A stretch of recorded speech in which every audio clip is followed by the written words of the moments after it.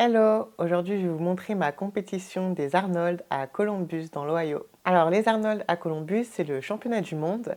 Donc, du coup, c'est le dernier but des Arnold. Donc, il faut se qualifier sur un précédent Arnold pour pouvoir y participer ou alors avoir fait un top 10 au championnat du monde. Donc, moi, j'ai eu mon invitation parce que j'ai fait 4e à OSG. La compétition est sur 3 jours. Le vendredi, il y a la présentation, la pesée des athlètes, les photos. Ensuite, le samedi, donc tous les participants, donc on est 20 par catégorie. Donc le samedi, il y a 4 épreuves et on va tous participer. Et ensuite, les 6 finalistes de chaque catégorie iront en finale pour le dimanche. La première épreuve, c'était un max au log. Donc il y avait 3 essais pour réaliser sa meilleure performance. Another split trick technique, lane number 3. Lane 2 getting steady on the clean. Nails it, gets it stabilized overhead. And look at that, right to the lock out. Very happy about that one. Shakes his head a little as he locks it out. Another well turned left.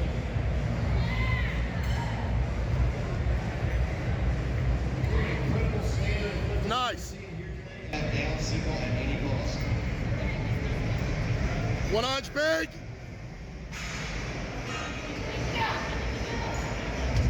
Stereo cleans. One more. One more. One more.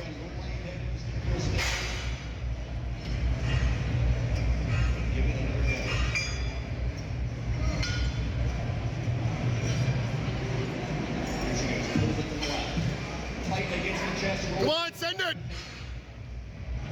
Yes. And how about Yes.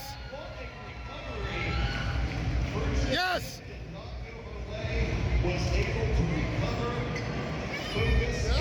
C'est une épreuve qui me faisait beaucoup stresser parce qu'on passait avec un Slater log, donc c'est un log en bois qui est un peu particulier et moi je m'étais jamais entraînée sur un log comme ça. Sur l'échauffement, on avait un Rogue log en métal, donc qui se rapproche de mon log d'entraînement et par contre pour passer, on avait du coup le log en bois, le Slater. Les deux étaient vraiment différents, il y avait vraiment, enfin c'est une forme différente, c'est une prise différente. Finalement, quand j'ai ouvert à ma première barre, donc j'ai ouvert ma première barre à 90 kg, je m'étais dit au moins 90 kg, je sais que peu importe le log, normalement c'est vraiment une charge que je maîtrise. Et en fait j'ai bien fait parce que finalement il y a beaucoup de filles qui ont raté leur premier essai justement avec la différence de log entre l'échauffement et le premier passage. Donc en fait je suis super contente parce que j'avais un petit peu peur, j'ai joué la sécurité, j'ai fait 90, 95 et 102 en sachant qu'on n'avait pas le choix en fait des poids. On devait choisir les poids mais parmi une liste de poids. La liste a été imposée et on choisissait nos poids dans cette liste. Donc ça a monté à peu près de 5 à 8 kg d'écart entre chaque poids et on devait choisir parmi ces poids-là. Mes 3 essais finalement je les ai réussis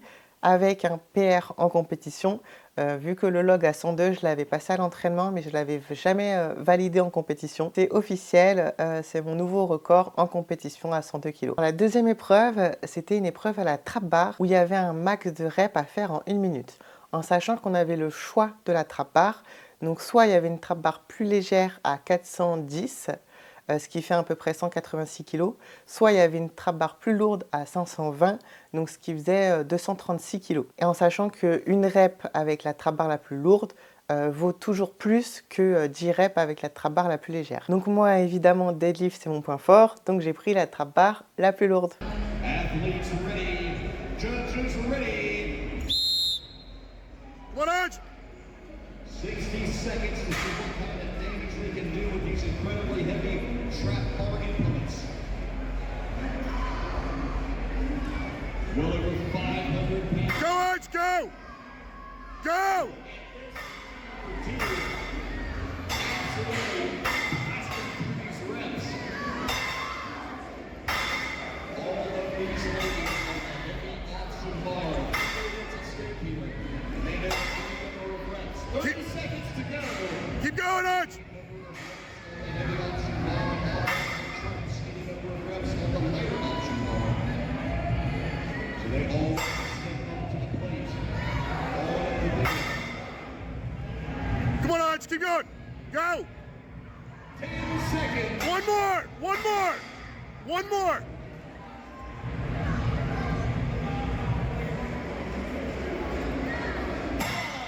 Et sur la trap bar, dans le règlement, il y avait plusieurs choses. Il y avait marqué qu'il n'y avait pas le droit à la combinaison. Il y avait marqué qu'il n'y avait que le down command, donc ce qui veut dire touch and go. Et en fait, ils ont changé le jour J. Ils ont dit que finalement, ils avaient donné 2 ordres, donc le up et le down. Donc il fallait attendre les 2 ordres. Et en fait, je vois plein de filles qui viennent avec, du coup, pas une combinaison, mais un short de combinaison, en fait, une combinaison de deadlift, de powerlifting, qui s'arrête du coup ici. Et dans ma tête, je me dis, en fait, ces combinaisons interdites, pour moi, c'était rien du tout. Ils avaient des demi-combinaisons. Donc dans ma tête, je me dis, ouais, c'est de la triche, eux, ils ont des combis et pas moi. Alors que si j'avais su, j'aurais acheté le même truc. Je me suis dit, c'est pas grave, deadlift, c'est quand même mon point fort. Finalement, j'étais super contente de mon résultat, vu que j'ai fait 8 reps et je gagne l'épreuve, parce que du coup, je suis la seule fille à avoir fait 8 reps. Donc je finis numéro 1 sur la trap bar. Come on, Arch.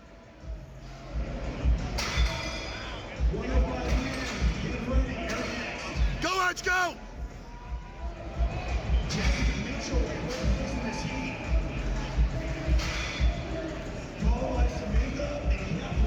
Le yoke de la compétition était à 236 kg. C'est une charge qui n'est pas hyper lourde pour une compétition de ce niveau. C'est quand même un championnat du monde, mais il fallait faire normalement 18 mètres et 18 mètres.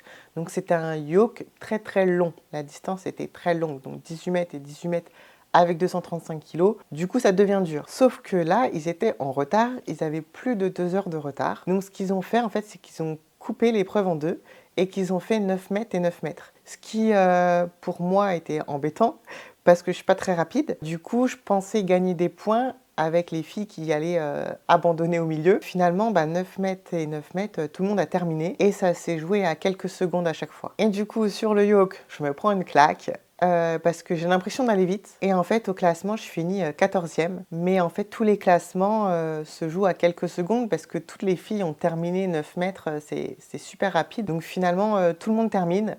Et tout le monde a fini unbroken quasiment. En fait, je suis 14e pour quelques secondes. Donc dégoûtée parce que je perds beaucoup de place au classement sur cette épreuve. La prochaine épreuve, c'est le medley avec les sacs et les usafels. Go, Arch, go. Go.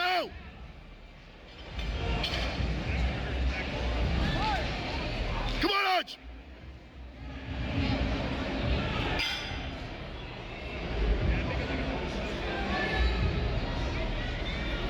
Finish. 40 seconds to go. Finish. Finish. À la base, c'était une épreuve que je n'aimais pas trop, mais que j'ai énormément travaillé. Je pense que c'est ce que j'ai le plus travaillé durant toute cette prépa. Et du coup, c'est vraiment l'épreuve où j'ai le plus progressé. À la base, moi, j'avais pas de sac dans ma salle de sport. Donc, j'ai acheté exprès des sandbags pour cette compétition, pour pouvoir m'entraîner sur cette compétition. En sachant que sur cette compétition, le medley allait de 90 kg à 115 kg. Et je me suis acheté un sac à 120 kg.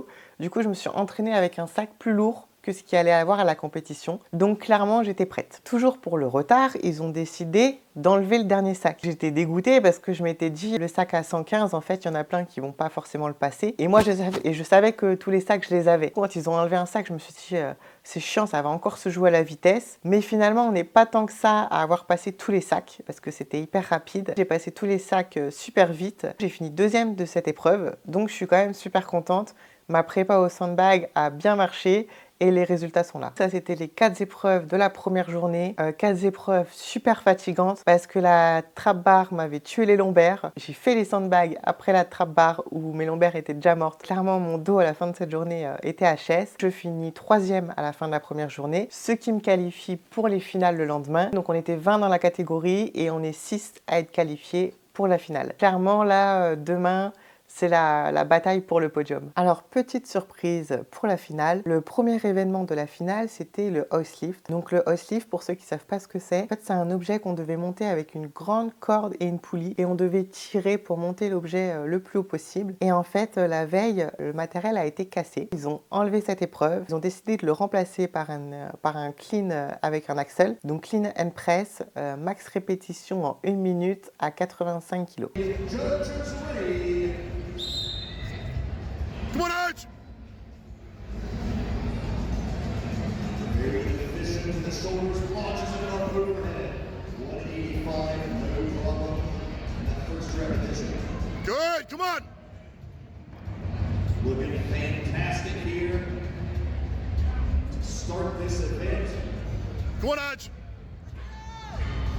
centered and steady. Lock it out, yes. Tremendous power from the legs. Again. 30 seconds remain. Good. Very efficient to recover that jerk. Again. He's able to maintain that stability with the strength of the trunk and the upper back. Come on. Another one. 10 seconds. Yes. One more. One.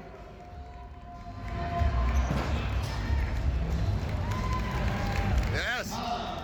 Changement d'événement, moi je m'étais préparée pour le house lift, donc j'étais un petit peu dégoûtée de ne pas faire cette épreuve, surtout que c'est une épreuve qu'on voit pas souvent, donc j'étais contente de la faire. Mais en même temps, l'axle clean and press, c'est un mouvement où je reste forte, donc j'étais plutôt contente. Le seul petit bémol, c'est que normalement je pose sur ma ceinture à boucle, et vu que j'avais pas prévu de faire ça, j'avais pas pris ma ceinture. J'avais que ma ceinture classique et j'avais un petit peu peur pour poser l'axle dessus.